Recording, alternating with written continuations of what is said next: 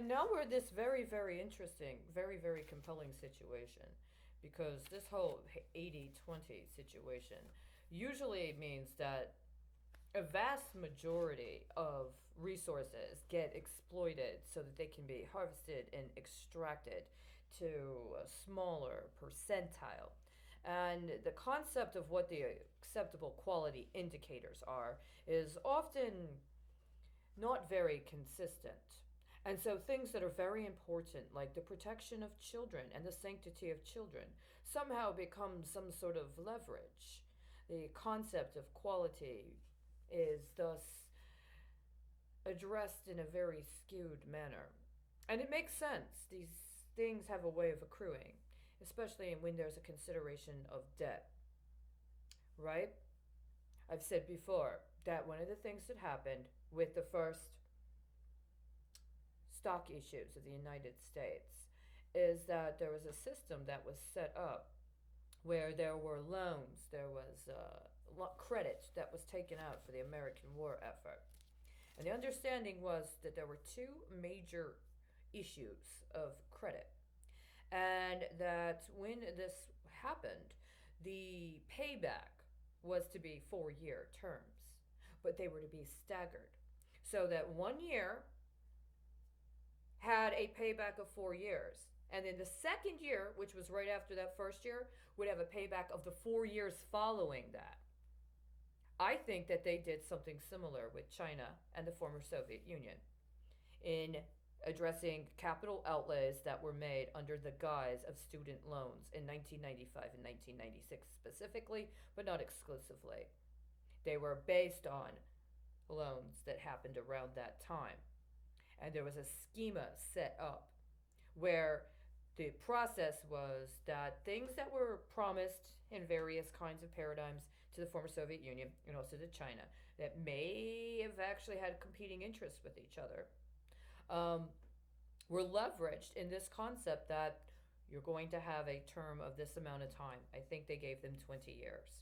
And then they said after 20 years, then that one deal is going to be paid out. And I think they gave them a 4 year term. I think they tried to play some mystery school, almost like a American Mason game, with the equivalent of whatever the former Soviet Mason game was, or the former Chinese Mason game was, or something of that equivalent. They probably have their own nomenclature. I don't know that specifically. But I think they did that. The problem is, if we in the United States were the people that were actually the capital outlay, then we were held to 25-year terms. And I think part of what's going on now is somebody is adjusting for that. In the 1993 Budget Reconciliation Act, there are specific elements that discuss student loan debt and mentioned very specifically what it means to default on student loan debt, and they specifically reference loans that are administered after for the 1995 academic year and the 1996 academic year. Surprise! I had been engaged in college curriculum in 1994, which I understand was financed by the Department of Defense. But I had to take out separate federal student loans because of a temporary time off from college from 1995. So I qualified for both the 1995 and the 1996 deal. And they've been running half my head ragged trying to sabotage China, and the other half of my brain has been running all over the place trying to sabotage deals they have with the former Soviet Union. And meanwhile, they keep trying to say it has something to do with intelligence and the Department of State. Man, I'm all in DOS, right? And the thing is it was all set up with an effort to draw on the Department of Defense. And I wasn't ever supposed to want to go talk to them. They're traitors. They're war criminals. They're Nazis. They're horrible. And yet, The whole point was that I was supposed to believe I didn't pay my bills. I didn't pay my loan. I was bad. There were people that depended on me to be a good person and honor my word. And the State Department can't even keep track of where transactions are coming from and or where they're going to, and they just get away with being declared as having a inaccuracy. Nobody acknowledged the inaccuracy in my patient records. Nobody acknowledged the inaccuracy on my credit card debt. Nobody acknowledged the inaccuracies on all of these documents that I've myself tracked for very, very suspicious activities. Nobody acknowledged that. Nobody called them inaccuracies either, right? Because that's not what it was. So the point I'm making is that the first 25-year term is done, right? And, or rather, the first 4 years of that 20 year, this is what I think happened. I think in 1995, someone was told they had a 20-year term and then they would be paid back in the next 4 years. Then, based on what happened in 1996, somebody was given the same deal, but it was staggered a year. And so, what it means for people like me is that if I took out that loan in 1995, I'm cut off before the 25th year. The problem is, me and I think a select small group of people that were already supposed to be bought into this whole machination because they assumed that we would either buy into it or be dead by now. This is the 25th year, and this has happened. There were major bonds and major securities deals the United States was supposed to deliver on, but literally the year before it matures, some horrible catastrophe happens, and so you don't ever get to collect. What happens is you're supposed to roll it over into some catastrophic bond, some recovery from some problem, the flood, the hurricane, the earthquake, and now we've got COVID, and every bond on the planet is supposed to be rolled over into COVID 19. The problem is that nobody has appropriately characterized it.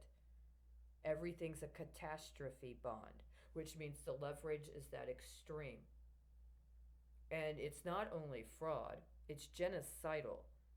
The intent is to completely eliminate entire cultural ways of being. That's what they wanted to do to the Soviet Union, and that's what they wanted to do to the particular version of communism that they encountered in China. And the thing is, the question needs to be asked honestly, did the Soviet Union intend to do it to America as well? Did China want to do it to America as well? Has this just been some high level competition to see who could genocide which cultural way of being first? I don't know that. That might be too big. But here's the point, gentlemen and ladies. All of the deals were fraudulent. And unfortunately, when it comes to very important moments where I get no acknowledgement or recognition in my third dimensional realm, that anything I'm doing correlates with anybody in the United States, it's as if the United States has been infiltrated by the worst stereotypes of Soviet spies, except they're in Congress and the Senate and the legislature, and then don't even talk to me about what's going on in the municipalities, right? And when it comes to China, it's as if China basically got, stolen. The entire Chinese culture got appropriated by another racial stereotype. It doesn't have any bearing to what it could be. And then when there's very major moves that need to be made, that if it had been able to occur in the United States, by the United States, would have been that damn good. And there would have been that wouldn't have happened, and there would have been that wouldn't have happened, and there would have been that wouldn't have happened. But it doesn't happen in the United States. It happens with whoever got my credit. And I know now I was not disabled, and I know now I was not a liar, and I know now I was not a criminal. So if I am that concurrent to that precision and competence demonstrated by China and Russia. I have no fucking reason to believe anything these spies and infiltrators that are playing out the worst stereotypes that they're trying to project onto China and Russia present every day. I look at what they do in Congress. I look at what they do on their site. I look at what they've tried to create and the complete disconnect and the complete dissonance between what they purport is going on and what's going on in the reality. How did my life and my capabilities and what I could have done get to them? And by the way, it wasn't supposed to be the Department of the State budget. It wasn't even supposed to be Department of Commerce.